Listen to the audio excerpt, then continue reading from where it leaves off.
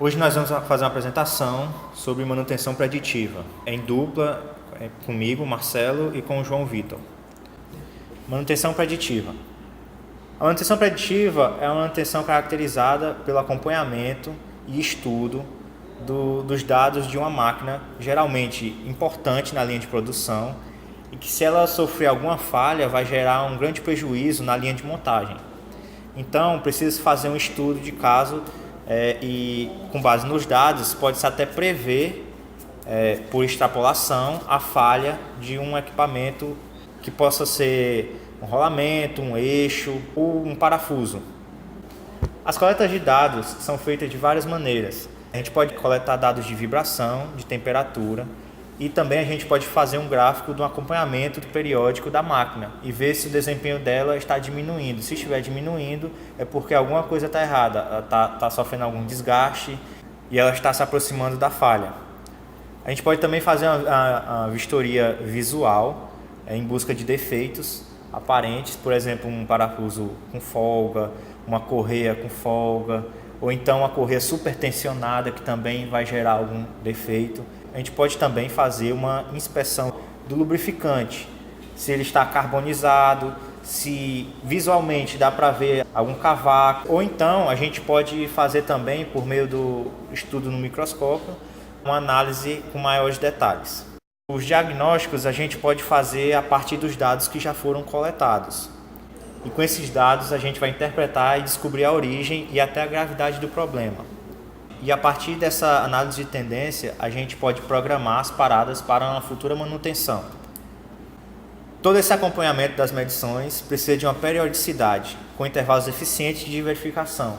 E também a gente precisa ter nos dados da empresa um histórico de manutenção daquela máquina e olhar onde ela falha mais, em que peça falha mais.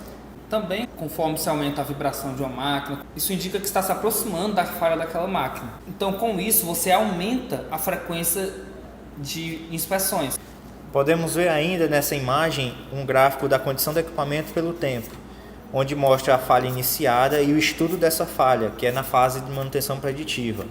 Depois está acontecendo uma vibração e uma carbonização do óleo, então ela já vai para a manutenção preventiva, para corrigir esse problema. Se o problema aumentar ou não for corrigido, ele vai causar uma falha catastrófica no final do processo, ou seja, vai haver uma parada na linha de produção e um grande prejuízo.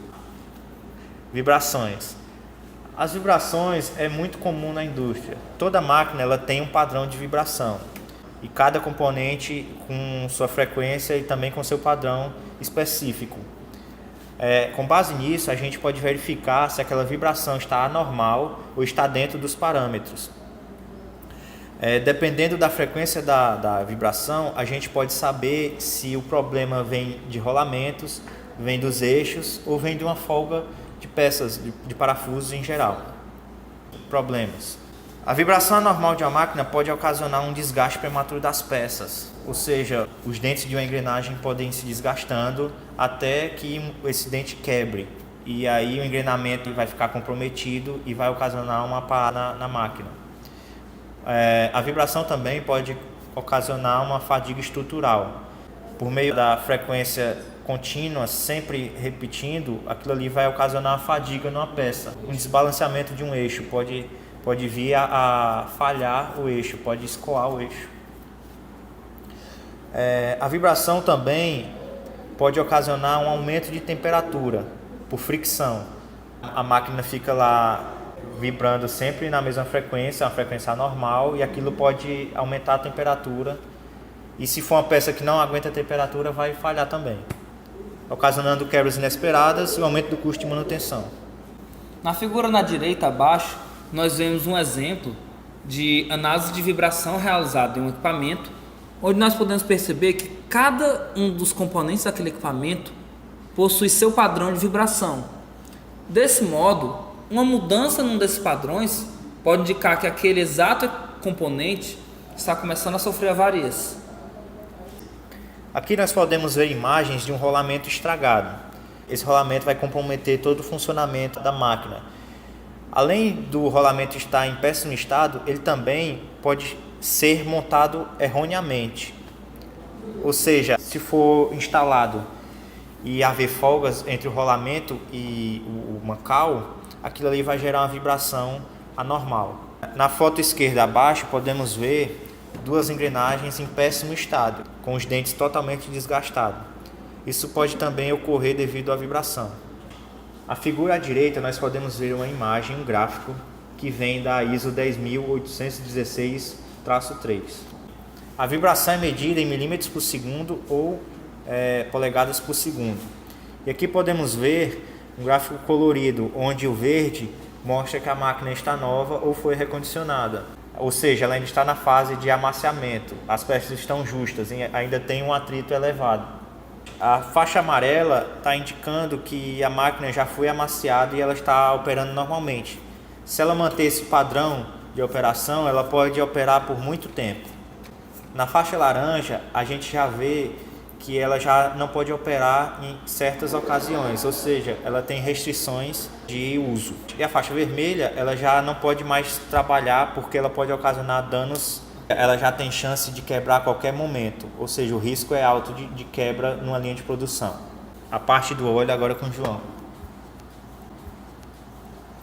Outro método muito utilizado para fazer a manutenção preditiva é a análise do óleo lubrificante. Por meio dessas análises, consegue-se prever tanto se o óleo está degradado, está necessitando da sua troca, a presença, por exemplo, de partículas de metal, o que indica que está havendo desgaste exagerado, por exemplo, entre as engrenagens, e até particulados, por exemplo, vindos do filtro, o que indica que o filtro de óleo precisa ser trocado. Os principais testes executados são a ferrografia, que por meio de uma análise de microscópio verifica tamanho, formato e quantidade de partículas, e a espectrometria de massa, que por meio de uma combustão da amostra consegue verificar quais os elementos que estão presentes na amostra, assim verificando não só qual o material das partículas, como até mesmo a presença de aditivos naquele óleo. Essa análise também pode ser feita com óleo combustível e também com óleo hidráulico. A ferrografia parte da seguinte conceito: todo equipamento em funcionamento vai sofrer desgaste e vai liberar partículas. Quanto mais se aproxima do momento da falha, mais esse desgaste se agrava, então maior a quantidade de partículas liberadas e maior o tamanho dessas partículas.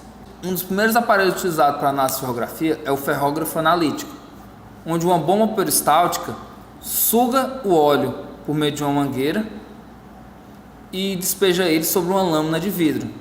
Então um ímã, outro aparelho que gera um campo eletromagnético, vai prender as partículas. Desse modo as partículas maiores ficam no início da lâmina e as partículas menores chegam até o final da lâmina, desse modo separando as partículas por tamanho.